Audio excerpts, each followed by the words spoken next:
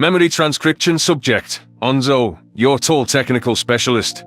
Date, standardized human time, March 26th, 2137. I was glad to have a moment to relax and contemplate the city rather than listen to Kolshian spiels. There were engineering advantages to building underground. Natural disasters above ground wouldn't touch the shadowcast, and the insulation of the encompassing toxhole entailed a constant temperature. It wouldn't need excessive budget expenditures on air conditioning and heating. It did pose the question of how close to the surface Arthur's groundwater was and how they'd handle any leakage. This seemed a modernized version of sprawling underground cities on land, such as Stuyvesant's Kalamaya's Burrow, a massive complex that could house tens of thousands of occupants. Its main intention was a sanctuary from invaders during the Grain Wars. Human fingers snapped right next to my left eye. Onzo, are you daydreaming about some engineering shit? What can I say? I can't handle boredom. Glad you're back safely. That didn't take long, I remarked, flicking an ear at Tyler. We got the Shadowcast's surrender and found out all this has to do with the prion plague. One more step before getting out of here. Orsel's bulbous eyes looked glazed over. The government never believed that humanity was dangerous at all. I saw prey-like behavior on their data dump, but it was so misaligned with my instincts. The reason I feel like I'm going to puke just looking at them, it's selective breeding, based on a false threat. It's all just lies. I know how that feels. Sovlin sighed. My society, my family, the Federation I wasted my life on, my identity as a Gajid and my knowledge as a captain. It's all gone down the drain. If an old man like me can find a way forward, then you can too. Samantha rolled her eyes. Stop right there. Your way forward is tricking people into calling Onzo slurs. It's okay, Sam. That's what I expect from a spikeback, I said cheekily, using the human-invented word. Now why the fuck are we drifting after some old Kolshian? I'm just following you guys. Maronis here is supposed to be leading us to Slanik, assuming he's part of their prisoner collection. I hope that Venlil is all right. I feel responsible for setting his fate in motion. Sovlin sighed. Tyler pursed his lips. I don't know if he's there, but I sure don't think you'll be a welcome sight if he remembers anything. I ain't got to tell you how he feels about you. My whiskers twitched with nostalgia. Last time we spoke, Slanik told me he was unwell. I warned him not to use those two words. Why don't we save the speculation on his mental state for if we find him? Sam asked. Keep moving. Stay alert. I trust the word of the fucking boy who cried wolf over Maronis. Me too. Tyler agreed. But given how old this squid is, I doubt the lockup is a long walk from his ivory tower. We'll see who our supposed prisoner friends are. Our posse, along with a sizable contingent of UN soldiers and angry Kolshian citizens, marched after Maronis for a first-hand glimpse at how the Shadowcast caged insurrectionists. I processed the tidbits of new information as we walked, leaving a mental note to read up on transmission methods of this prion plague. While I hadn't heard the Commonwealth's rationale from their lips, I could assume they linked eating meat to the acquisition of the disease in some way. Somehow, they decided Predator's elimination was for the benefit of all life. Except the Predators, of course. Then used that to justify forcing their ideology on hundreds of whales. Why that excused a silent partnership with the Arxa, or crushing unruly herbivores like us your toll, was another matter. There's no consistency, even in their internal logic. Whatever piss-poor justification they make for their all-encompassing control, I'm happy with my decision not to listen to their disingenuous desperation. I knew it'd be some shitty excuse. Chief Maronis shuffled toward a sprawling complex, a single-story structure which lacked exterior clues to what hid inside its confines. The decrepit concrete walls looked bleak enough to be a prison, and the sensory input didn't brighten at all when we stepped inside. Rows of hallways passing forward were arranged under Kolshian numerals, with the centermost one having the two slanted lines that represented 1. I wasn't sure why the count started at the center, and judging by how mystified Tyler behaved behind his visual translator, he wasn't either. The Kolshian leaders started toward the dim corridor at the complex's heart, leading into its recesses. The humans were quick to stop him for a question and answer section. Why the central chamber? Tyler barked, suspicion emanating from his voice. What are the other ones? Maronis made a sweeping gesture with his tentacles. This isn't the only Shadowcast prison. The one under the capital is reserved for disloyal citizens above ground and foreign actors who are working against our interests. They are arranged by the severity of their actions. The closer you get to row warm, the more grave your misdeed. That, and it's usually reserved for individuals who are well known in the public eye and could have propaganda uses. There are plenty of citizens in the other halls, but I know who you're here for. You want Row 1 and the lab. I stiffened with alarm. The lab? A lab? For what? I don't like the sound of that neither. Are you all cooking up some cure shit back there? Tyler parroted my concerns. Chief Maronis blinked in irritation. The Shadow Capital's research lab is for several purposes. Yes, it's a backup in the instant that we need to take up our own research. A prudent choice given what happened on Talsk. We might have dabbled in some human experiments after encouraging results at Milu. With the new information at hand, it might have been possible to integrate you rather than relegate you to the Arx's role. However, its primary service to our cause is a neurological studies facility. The fear of my hackles raised as I picked up on the implication. A predator disease facility? Is that where you've been keeping Slanik? I'd say it's more focused on the success of our re-education measures, as well as analyzing the brain scan data to better understand and target aggressive areas. Some people need to be reminded of the proper beliefs. The Venlil who shot Nikonis in cold blood after exposure to humans is a prime example. What the fuck have you done? He's here, The elderly Kolshian peered, sick amusement in his eyes. but he won't be thrilled to see your predator friends. My hind legs bunched up to lunge at the elderly Kolshian, but Tyler hurriedly pushed me back. I could sense anger projecting from his gaze beneath the biohazard mask, and wondered why he had stopped me from putting this old chieftain in his place. How dare he use such a flippant tone to talk about rewriting someone's brain, no doubt through cruel, invasive methods. The blunt human revealed his rationale for stopping me as his gloved hand curled up into a fist. Before hundreds of witnesses, he smashed his knuckles into the Kolshian's eye, smashing through the socket. I could see Sovereign wince, knowing from his first meeting with Officer Cardona how strong the gargantuan primate could be. Does Tyler think that I can't fight for myself? I'm more than capable of taking on an arrogant elderly despot, especially one who's so casual about horrific deeds. Let me take a swing at him, I protested as Maronis nursed an eye that was turning purple. For everything he's done? Tyler shook out his hand, flexing his fingers. Nah, we're done now. I ain't gonna let you swing at him, because if anyone gets in trouble out of this, it should be me.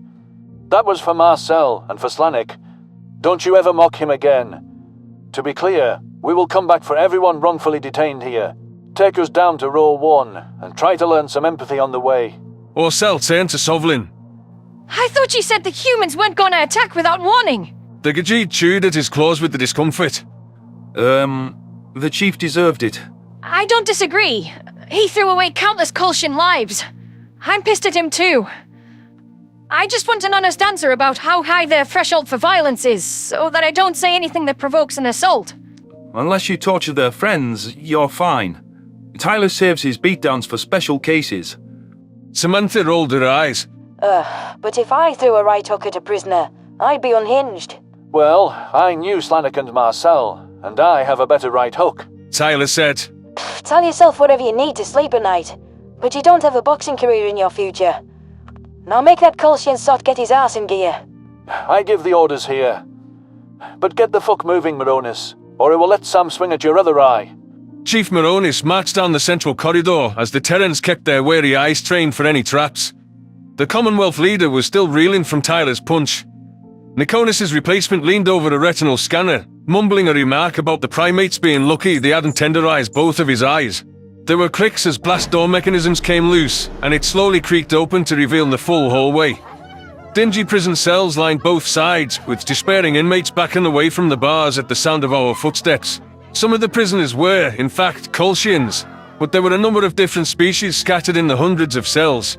Any resident of Arthur with serious aspirations of unseating the Commonwealth government would land themselves in here. The stench was unmistakable, showing that they'd had negligible access to hygiene facilities. A handful seemed happy to see a human posse marching in, and begged for us to let them out. Some UN soldiers kept back to help liberate and document the captives, perhaps taking meticulous records for the Sapient Coalition or the Dwerten Shield to witness. The Kolshian protesters tagging along seemed horrified after hearing that some of their own neighbors could be thrown here without due process. Orsel looked like she wished she could swing at Maronis herself. There's more prisoners here than I expected, but no sign of Slanik or a lab. If these are the average inmates' accommodations in this facility, I don't want to imagine what his life has been like. The bars of a cage next to us rattled, drawing our attention. I saw a tear-stricken Kolshian pressing his face against a barrier. Something about his violet visage tickled my memory. Sovlin paused for a brief second before his eyes widened. Tyler craned his neck at us, confused by the two herbivores in his squad were stopping. The Gajid moves closer to the cell, and the prisoner's eyes, tinged with a bit of instinctive disgust to the humans, widened with desperation. Help me! The Kolshian pleaded in a hoarse voice. Sovlin tilted his head. You're the Kolshian commander from the Battle of Koa. I'm sure of it. Captain Monaghan talked you into having the fleet stand down. What the fuck are you doing in here? Did you realize what you were doing was wrong? I didn't want to kill civilians. Herbivores. The human... I remember what she said. That you would reach Arthur. You have now, and if we're still standing, I did the right thing. I saved my men from a battle we couldn't win. If you wouldn't sacrifice the Maziks, how could I? Tyler wheeled on Maronis. Why is he here? I don't know why every prisoner is here. The chief grumbled. This one I do. Commander Telvus humiliated the Commonwealth and disobeyed direct orders. He allowed your allies to survive, abandoning the battle. We could not tolerate treasonous defiance, questioning of our orders. The greatest treason of all, asking questions. My ears pinned back with fury, though it was cathartic to see Maronis' swollen eye staring back at me. I still wanted to beat the shit out of this pompous asshole. You tried so hard to snuff out curiosity and wonder for the universe. Orcel scowled. In prison for not rendering the Maziks extinct. You Shadowcaster monsters! Spare me the indictment. Do you want me to take you to Slanik, or do you want me to lament every prisoner's life story? If it's the former, I suggest we keep moving. Chief Maronis didn't wait for an answer, stomping off down the hallway as pleas for help rose from the furthest cells. A duo of UN soldiers stopped off to guard Telvos' cage. We weren't going to get involved with freeing an enemy commander, especially considering that he'd threatened to obliterate a civilian populace. Under orders or no, it was a war crime by Terran law. As we drew nearer to the far wall, which seemed to be a containment bulkhead on closer inspection, another prisoner clamored for our attention. This time, I recognized the alien face outright. It was the testy Dwerten ambassador to Earth, Coji, the one who jumped at the chance to abet Nikonis' assassin. She'd been missing ever since, and unlike Slanik, the Kolshians hadn't publicized her capture. The Dwerten were never overly fond of humans, and that started from the top. Coji may not have the knowledge that the UN saved Kalqua, given that she was captured well before that started. Humans! The grey avian squawked, wrapping stress-puffed wings around the bars. I'm sorry for everything. Forever rebuffing your friendship. Please, let me out. It's horrible here. I hear screams from the lab all the time. I think it's going to be me next. They kept my mind intact so I could watch what they did to Kalqua clip by clip. Are there any survivors? Let me out! Samantha crossed her arms. We bailed Kalqua out, though I'm sure the Kolshians omitted that part. There were still billions that died, but without the UN, it would have been the whole fucking planet. The Shield fought beside us here at the Battle of Arthur. Seems your side finally wants to be on better terms. Sovlin grumbled. Your leadership definitely want to bomb this world, but the humans got them to hold off long enough for us to scope out the Shadowcast. The entire homogeneity fleet came, I added. I caught the reasoning as, if our side lost, then Kalqua would be overrun by the Commonwealth anyway. We have the chance to tear down the Federation, and for you to return as your homeworld is rebuilt. Their alterations of our societies and stifling rule, over, finished. Thank humanity for making it happen. Koji's beak parted with hope. If what you're saying is true, it seems we owe humanity a huge debt. It did seem odd that the Kolshians only showed me clips from a small time frame, and not the aftermath. I'm relieved to know some of us survived, and I want to help with revenge on Arthur. Let me out. Well, we would like the Dwerten to be more open to our friendship. Tyler hesitated before punching the button to unlock Koji's door. The avian stumbled forward on unsteady feet before wrapping their wings around his waist, sobbing. Easy now. Say, I wondered why you helped kill Nikonis too. Thank you! Thank you! Thank you! The archives. The Kolshians and the Far Soul stripped us of individual thought. Our opinions were too strong, our intellect too sharp for them. How do you ever get that back? Who are we? The consensus on Calqua, and my individual feeling, was that they needed to pay. We made a decision based on emotion, and it felt good. Was it worth it? I questioned. Billions of Dwerten died because of that one irrational choice. If I had known what would have happened to my beautiful home, I would have never put this plan in motion. We didn't think. We just wanted the figurehead who took our minds dead. I knew our role would be glaring, but I didn't imagine it'd condemn Calqua. When I tried to fly away from Niconis' corpse, a drone had no trouble tracking me down and caging me. I've all but forgotten what life looks like, or how it feels to have air under my wings. My sole thoughts are dreams of home. My friend carefully removed Koji's arms from his torso, wishing to keep moving. We got a real special friend of mine to rescue. I don't know what you meant by screams in the lab, but I ain't wanting to leave Slanik in there a second longer. We are happy you're safe, and you are going home, Ambassador. Head over to the medics back there, and they'll find you a transport. Thank you again. I'm sorry that I didn't see your kindness sooner, but I hope we can meet again, so I can make up for my past hostility. If you want to make up for it, keep your people's bombers at bay. We want to do a thorough investigation of the Shadowcast, which could take weeks. Plus, there's a lot of victims to rescue. We need the shield to stay patient and give us time to do our jobs. For everyone's sake. Whatever pull I have with my government, I'll see that you have as much time as you need. Good luck, humans. The Dwerten ambassador trudged off in the direction of Terran medics, all but collapsing in their arms. Comprehending the stories of every prisoner in these walls could take months. After encountering a number of familiar faces along the way, it drilled home how punitive the Colchians were to anyone who thwarted their wishes. From Koa to Calqua, there had been no tolerance for rebellion. Any people who gave humanity the slightest aid were whisked away if the Shadowcast could get their tentacles on those poor souls. I doubted they'd been more merciful during other battles and incidents. Maronis had gotten to work opening the bulkhead, which concealed the lab behind its structure. If the lab was the heart of Colchian experimentation, I was worried about what state would find Slanik in. I'd heard the words from the chief's lips before Tyler threw a haymaker at him. There had been the idle comments about so-called neurological focuses, and it was a safe assumption that re-education was tantamount to rewriting neurochemistry. It was quite possible that our Venlol friend wouldn't be happy to see us, which meant he might not accompany us willingly. I could only imagine how devastated Marcel would be if his exchange partner abhorred his existence. Our Venlil might not be the only person back there either. Maronis had claimed that the Shadowcasts dabbled in human experiments after Malou. This matched with Koji's mention of multiple screams hailing from the lab.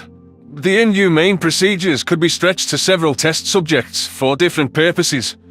It was a good thing that the UN soldiers wore biohazard gear to Arthur, because the cure was the only type of integration efforts the Colchians had for omnivores. There was no telling how terrible the conditions would be in the lab, but I was prepping myself for the worst. It would be a positive outcome if our friend's persona was still in there at all.